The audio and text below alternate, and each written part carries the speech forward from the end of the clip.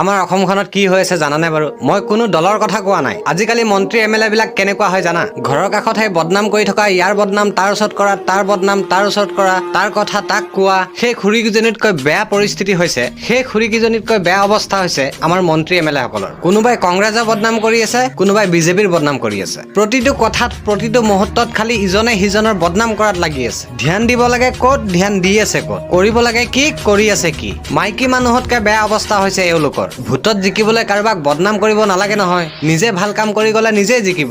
ৰাইজ পাগল নহয় নহয়, ৰাইজ মূৰ্খ নহয় নহয়, ৰাইজে দেখি আছেতো কোনে কি কৰি আছে। ভাল কাম কৰিলে এনেও জিকিব, তাত আৰু ইয়াৰ বদনাম তাত কৰা, তাৰ বদনাম তাত কৰা, সেইবোৰ কৰি লাভ নাই। আমাক ন্যায় লাগে, জুবিনদাৰ ন্যায় দিয়ক। অপ্ৰিয় হলেও এটা সঁচা কথা কওঁ, কোনো যাতে গাত পাতি নলয়। জুবিনদাৰ হত্যাকাৰী কেইজন যদি মুছলমান হলহেঁতেন, ইমান দিনে তেওঁলোকৰ হাৰ্ডি পৰ্যন্ত বিচাৰি নাপালে।